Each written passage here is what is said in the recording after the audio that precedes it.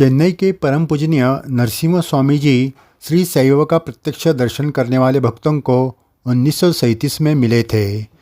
तब उन साई भक्तों ने जो साई सानिध्य की यादें थी वो बताई थी।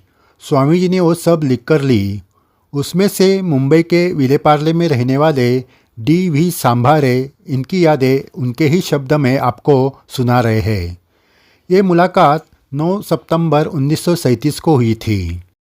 श्री संभाले जी ने कहा, मैं जब पहली बार शिरडी गया तब बाबा द्वारकामई में भक्तों के साथ चिलम पी रहे थे। मैं भी बीड़ी पीने का शौकीन था, इसलिए वो देखकर मुझे भी चिलम पीने की इच्छा हो गई। लेकिन मुझे वहाँ कोई पहचानने वाला नहीं था और चिलम मांगने की मुझ में हिम्मत भी नहीं थी। इसलिए मैं द्वारकामई की सीढ़ियों पर बैठ गया। अगले ही पल श्री साई बाबा की नज़र मुझ पर पड़ी।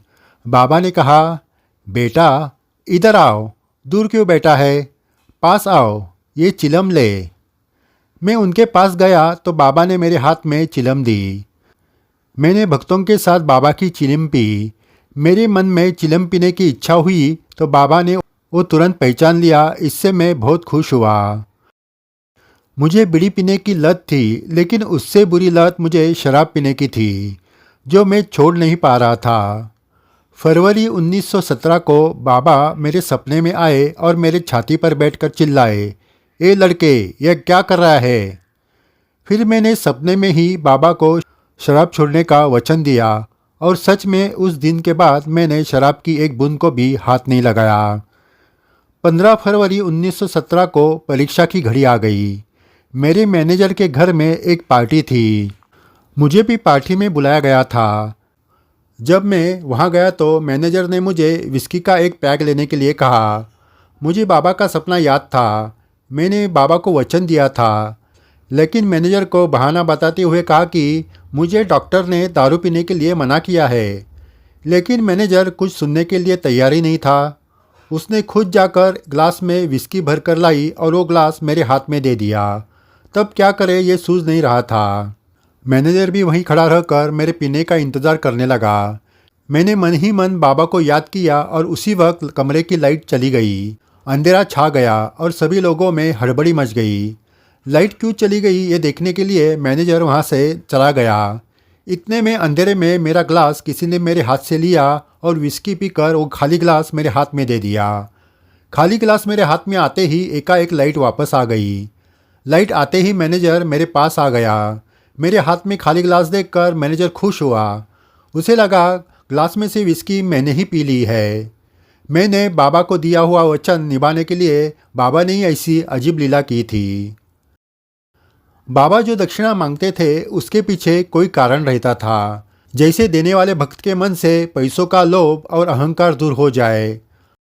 आपको जो अभी घटना बताई, उस घटना के कुछ दिन बाद मैं शिरडी गया। तब बाबा ने मेरे पास दक्षिणा नहीं मांगी। इससे मुझे ऐसे लगा कि मैंने दारू पीना छोड़ दिया, इसलिए बाबा मुझे दक्षिणा नहीं मांगते हैं।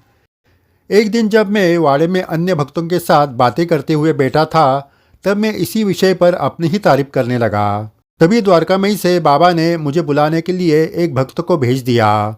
उसने मुझे बाबा ने तुरंत बुलाया है ऐसे कहा और मैं तुरंत ही द्वारकामई में चला गया। मैं जब बाबा के सामने गया तो बाबा ने मेरे पास 2 रुपया दक्षिणा मांगी। मैंने वो 2 रुपये दे दिए। इस तरह बाबा ने उसी वक्त मेरा गर्वहरण कर लिया।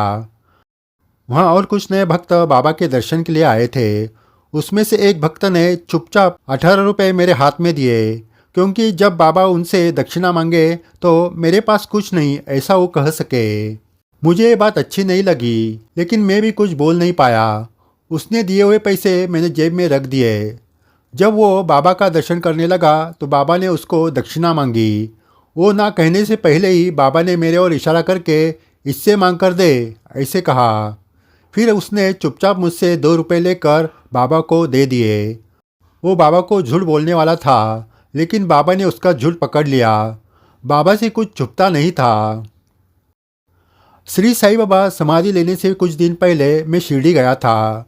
जब मैं बाबा का दर्शन लेकर वापस घर जाने लगा तब वो थोड़े ही दिन में समाधि लेने वाले हैं, ये मैंने सपने में भी नहीं सोचा था। लेकिन बाबा वो जानते थे, इसलिए उन्होंने कहा, आप लोग मुंबई से आते हो, मेरा कहना आपको सुनना चाहिए, आपका कहना मुझे सुनना चाहिए। लेकिन ठीक है, आप जा रहे तो जाओ, कल दोपहर तक आप घर पहुंच जाएंगे। बाबा ने मैं दूसरे दिन दोपहर तक घर पहुंच जाऊंगा ऐसा क्यों कहा, ये समझ में नहीं आया।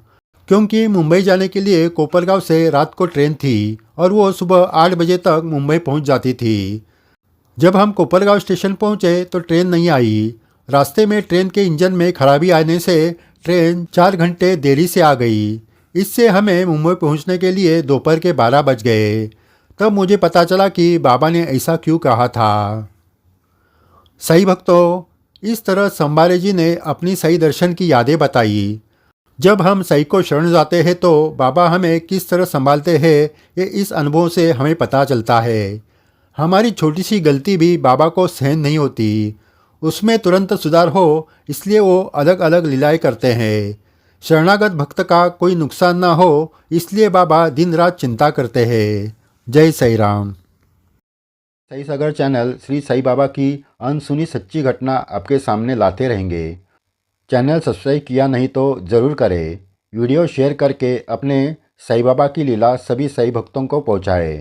ये साई सेवा है। जय साई राम।